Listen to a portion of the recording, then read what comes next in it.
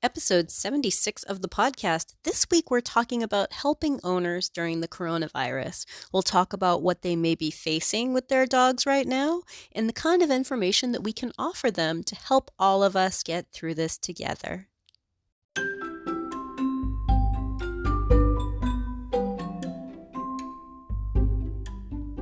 You're listening to the Creating Great Grooming Dogs podcast. I'm Chrissy Newmeyer-Smith. I'm a certified professional groomer, a certified behavior consultant for canines, a certified professional dog trainer, and the owner of Happy Critters in Nashua, New Hampshire. And this, my friends and colleagues, is the podcast where grooming and training meet.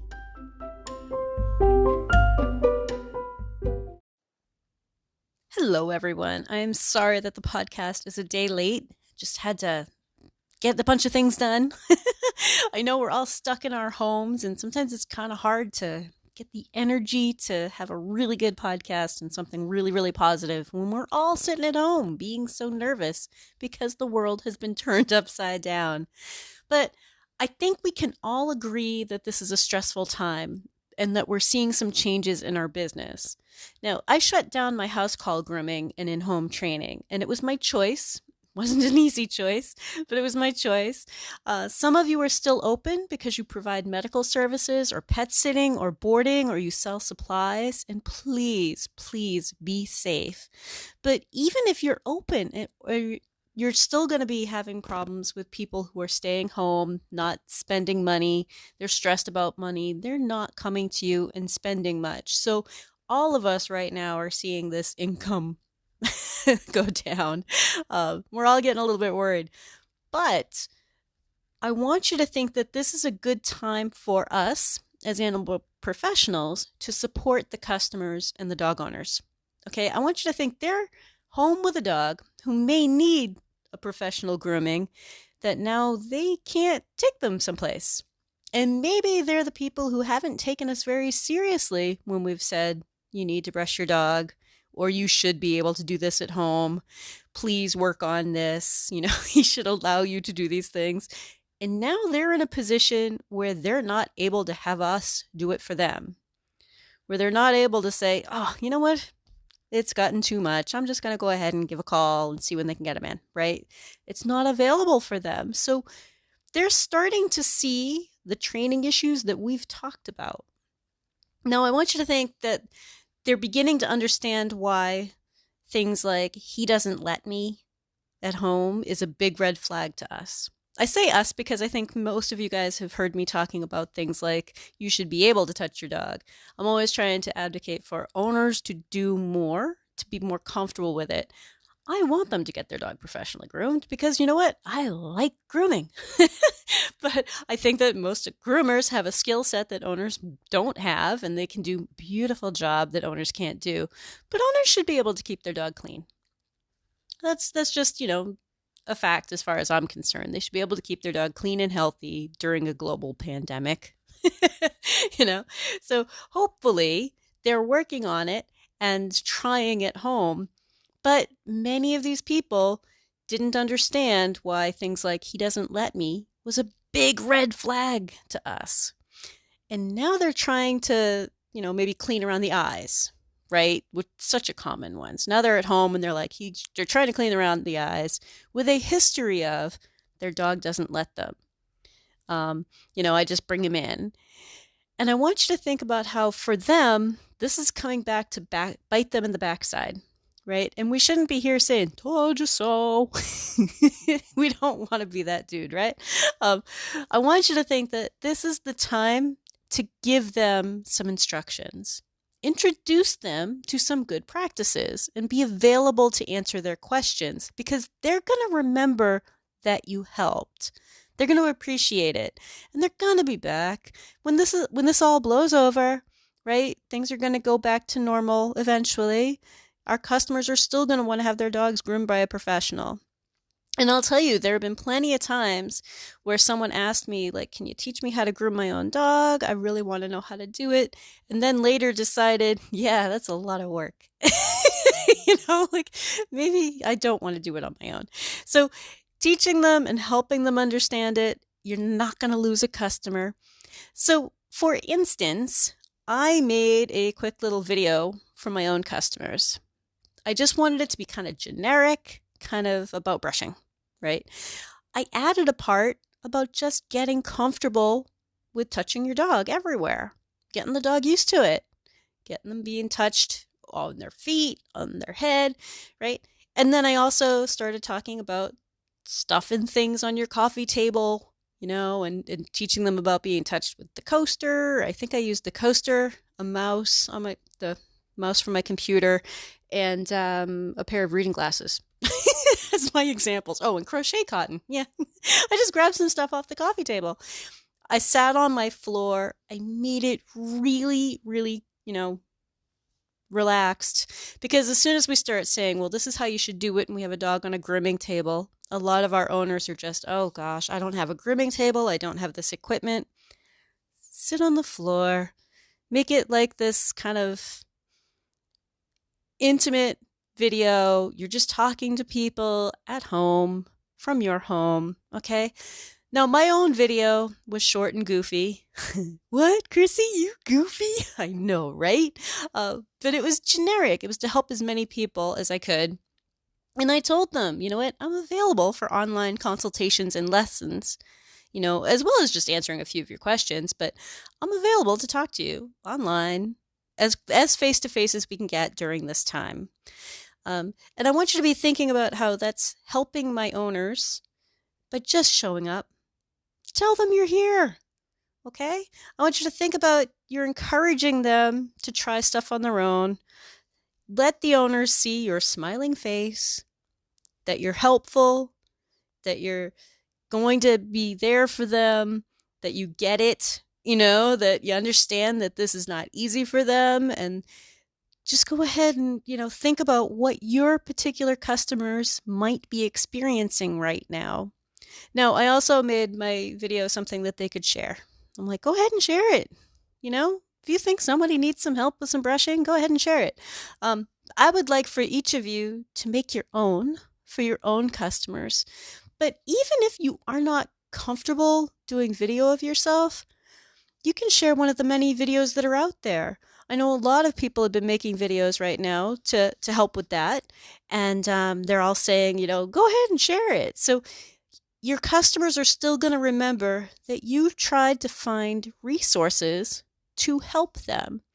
And even though this is a terrible time, and there's so much going on, and so many people are worried about how they're even going to pay their bills, never mind like if their dog's toenails need to be done. But I want you to think about making this a time to support your customers, a time of giving, and a time of helping.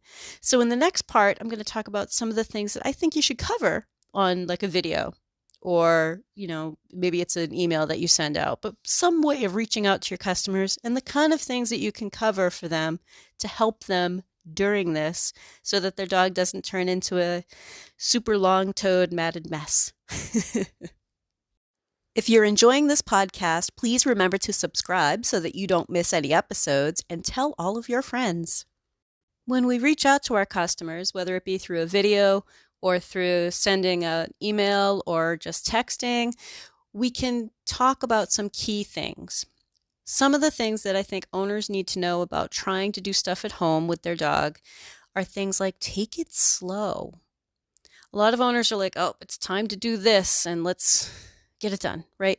The dog lives with them. So many people are home right now. So unless they're in the medical field and they're working, double time right now, most people can have enough time to just do small little bursts. Take it slow. If we can get a bunch of repetitions in today, tomorrow's going to be easier. Maybe we can get it done tomorrow. Just give them the idea that right, I don't need to get it all done right now. Another thing that we can get them used to is the idea that we can make this pleasant. Make it pleasant, right? Just relax with your dog. Hang out with your dog. Make it part of your snuggle times. Whatever it is that it has to happen, make it as pleasant as you can. Now, we can also mention that don't try to do everything at once. There's nothing in there that says you have to do both eyes right now, right? I think a lot of our owners start thinking that way. Just do a little bit. circle back, do a little bit, circle back. Like make it as pleasant as you can. Do a little bit. You don't have to get it all entirely done. If your dog's being really good and you give him a break, that's okay. You can do another repetition. It's also a good time to start talking to customers about things like calm, comfortable, and cooperative, what I call our 3Cs. You want the dog to be calm, because a calm dog isn't jumping around and wiggling or trying to escape. Help them be calm. Help them relax. We want them to be comfortable. And that could be, for an older dog, letting them lay down or letting them sit or, whatever it is that helps that particular dog be comfortable. As an example, if I want one of my guys to be comfortable, I put him on the rug so that his bum doesn't slip while he's trying to, or his feet don't slip while we're trying to do something. Something as simple as bringing your dog to the rug and they have better footing can make them comfortable. So help our customers understand that calm, relaxed, comfortable, right? Physically able to handle it, and then also cooperative. We want the dog to be able to interact with us and allow us to do it. So instead of trying to force it or make it happen, I want owners to, especially owners, to be thinking about, what, can you just relax for me and let me get the thing done? Can you relax for me? Can you let me do it? Because if we're in a let me get it done, let me do this thing, allow me to do this, please be calm while I do this, right, is going to help them make progress. Wrestling dogs down and clamping down harder on them is kind of a natural response for our owners, and it creates more fighting from our dogs. Forcing it is not going to help our owners. So it's one of the things we can talk to them about if you are trying to figure out what you want to say to your customers. All right. Now, another thing that I like to tell my customers is that my dogs like it when I brush them. Not because they necessarily like brushing. Brushing's pleasant. It's not particularly unpleasant, but because I've taken the time to make that bonding time with my dog. I'm sitting there with my dog. We're goofing off. There's some snuggling, there's some brushing, maybe a little bit of playing, and I want owners to think that this is a time to bond with their dog. So if I bring out the brush and I'm brushing one of my guys, the other guy's coming over and is interested. And I've had a number of owners think that that was really surprising. But it's because, the dog that's in mom's hands is having a good time. And right after being brushed feels good. So, and I'll tell you, while I don't groom cats anymore, I used to have my kitties. And when I worked in a shop, I groomed a lot of cats, but I can't be everything to everyone. And house call grooming for cats is something I don't want to try again. I've got enough on my plate with everything else that I do. So I don't do the cats anymore. But my own cats liked being brushed. And I'll tell you a quick story. One of my kitties, she came to me. I adopted her at about 9 years old, and she lived to be 18. She didn't know what brushing was. She pretty quickly figured out, oh, this feels nice. And if I was brushing the dog, she'd be rubbing against the dog, waiting for her turn to get brushed. If the brush was on the floor, she was rubbing up against on the floor and trying to meow to get my attention, so I would come over and brush her.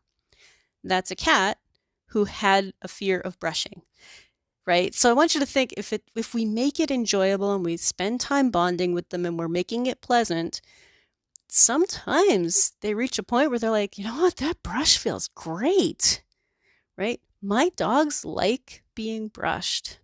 So sometimes if we talk to owners about, spending the time bonding with the dog, maybe start during snuggle time, right? You're sitting on the couch anyway. Maybe just make sure that you've got brushes and tools available on the coffee table, something within pretty easy reach, and just make it part of, hey, while we're snuggling here on the sofa, I'm going to go ahead and brush this area of your body that you're not worried about. That area could be a shoulder. Maybe it's not the tangle you need to take out, but get them used to the idea that, yeah, sometimes I just run a brush over you while we snuggle. Now, we can also talk about helping owners, if their dog is just not used to them doing anything like this, to just start off with touching. Just get their dog used to touching everywhere. Maybe that's having them stand up. Maybe that's sitting on the floor with them, or while you're on the sofa together.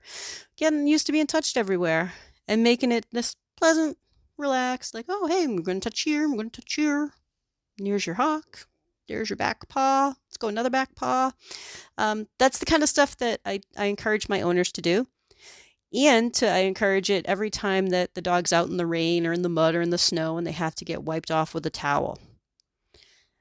I think most of us have times where a dog just needs to be wiped down. So we should be making those opportunities into training opportunities. Like, okay, I'm going to touch you everywhere. Everything's going to be great. So I want you to think about getting people used to just touching everything on their dog.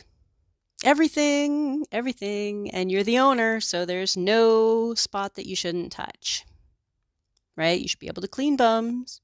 You should be able to wipe down a willy, right? So we got to tell our owners, some of our owners need to be brave, right?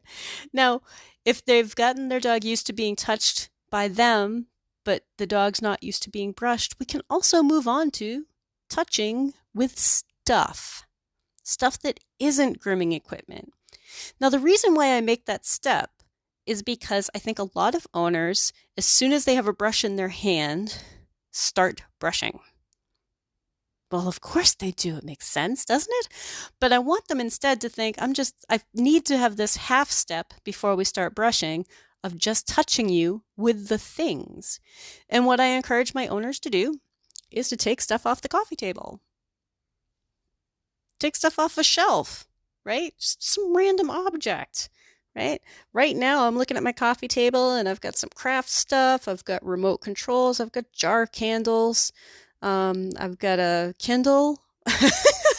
You think about it, there's so much stuff. I've got a tissue box. I could run a tissue box over my dog, but just something that's an object, something that's going to touch them all over and make that normal before you're actually trying to brush. Because nobody looks at a coaster and knows exactly how they're going to use it on their dog, right? They just touch them all over with it without the expectation of, now I need to pull on mats. But once you have a brush in their hand or a comb in their hand, they start pulling and yanking. So let's start off with the just touching with stuff. And that's important. Now, one of the examples I give my owners, and I'll give this example to you guys, is that breaking it down into smaller pieces is a little bit like watching kids play t-ball. It's not a full baseball game yet. And the importance of that is because you need some skills before you can play a full-on baseball game. Not that I'm a sports fan at all, but I can relate to this one, so I think most people can. But little kids need to learn how to throw before they can pitch a ball to a batter, right? They need to be able to catch. They need to be able to throw. And then they need to learn how to hit a ball, which is where the tee comes in, right? So the ball is resting on top of something, and they hit a ball that's not moving. So there's no need for a kid to pitch. And there's no need for a batter to know how to hit a ball that's moving yet. Because otherwise, it's just a whole bunch of ground balls and a bunch of kids going nowhere. So we have this half step where they're learning about it. And then eventually you start adding a ball that's moving that you now have to hit with the bat. So by breaking it up into smaller pieces, you are still working toward the end goal. So touching a dog all over and touching them all over with random objects is sort of like t-ball, right? Those random objects are not yet pulling on fur. Those random objects are not yet making any sort of a vibration. Those random objects are not yet making a big sound, right? So we can build on the skills of, oh yeah, sure, I'm totally comfortable with someone running a remote control over my leg. Why not? So these are some of the things that you guys can share with your own customers and be thinking about the ways that we can help them while they are at home.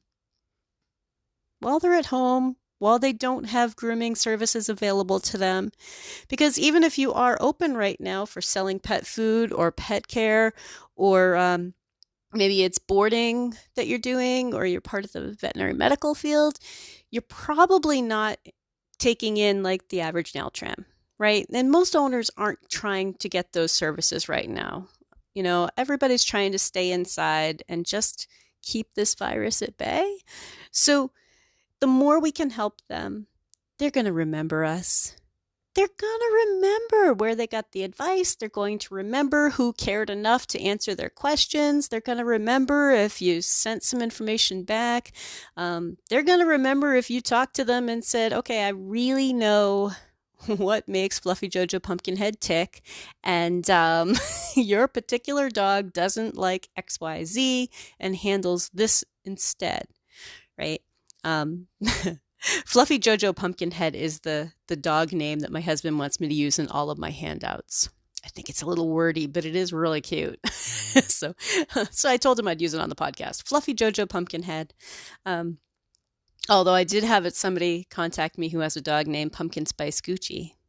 So not all that different from Fluffy Jojo Pumpkinhead.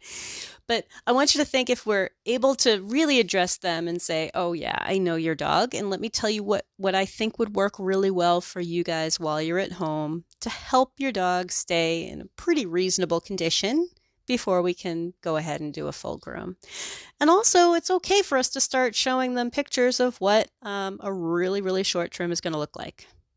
In fact, I started looking around for some pictures of doodles with like a really, really short cut, so that I can get a couple of my owners really thinking about it. Like, okay, I'd like for you to try some brushing. I'd like you to be able to, work on this. And if not, it's not the end of the world. This is one of the trims that we can do as a do-over when we reach that point. So be aware that customers are going to have questions. Customers are going to be having trouble at home. Not a good time to gloat. Even though sometimes I know we've all had customers who are like, really? He did what to you? I can't imagine, But it's not the time. Let's just make sure that people are getting the information that they need and that they feel supported, so that they come back to our businesses when this is all over, and that they tell their friends to come back to our businesses once this is over. And once this is over, we can all get back to work. I know right now I just miss those puppies. Really miss those puppies. So this week's action step is for all of us to come up with some sort of educational materials for our owners. Video, maybe it's an email, maybe you call them, but come up with something that tells them you're thinking about them, you're here for their questions, and you want to help. Everybody, have a great week and stay curious. If you'd like more information, you can find me at Chrissy@happycritters.net, happycrittersdogtraining.com, or you can join the Facebook group Creating Great Grooming Dogs podcast, or the Facebook page Creating Great Grooming Dogs. I really look forward to hearing from you.